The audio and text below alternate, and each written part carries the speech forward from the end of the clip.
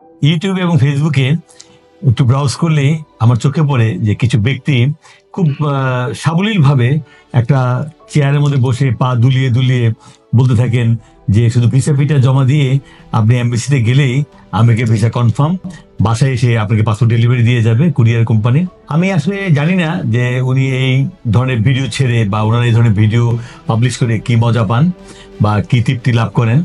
তবে যারা তাদের কথা শুনে কনভিন্সড হন এবং তাদেরকে ফলো করেন, আমার মনে হয় আপনাদের কি লাভ হয় জানি না, তবে এই ভদ্রলোক মনে হয় খুব একটা সিম্পলিসিটি ভাবে আপনাকে একদিনের একটা ঢাকা প্যাকেজ ট্যুরের ব্যবস্থা করেছে বলে আমার কাছে মনে হয়। যে আপনি ভিসা পান বা না পান, দূতাবাসে গেলেন, দূতাবাসে দেখতে কিরকম, এর বিল্ডিংটা কি মাটি দিয়ে তৈরি করা হয়েছে, ভিতরে এনভায়রনমেন্টটা কিরকম, কি কি রুম আছে কোন জায়গায়, এটা দেখে আসতে বলেন এবং একটা স্থাপনা দেখে আসার যে প্যাকেজ, এটা বোধহয় একটা বন্দোবস্ত উনি করেছেন। এর বাইরে আর কিছু হয় বলে আমার জানা নাই।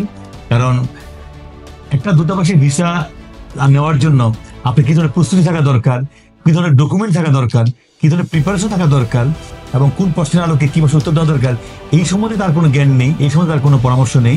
শুধু পরামর্শ হচ্ছে যে ভিসা ফিটা জমা দিয়ে ফর্মটা ফিল আপ করে আপনি এমবিসিতে চলে যান।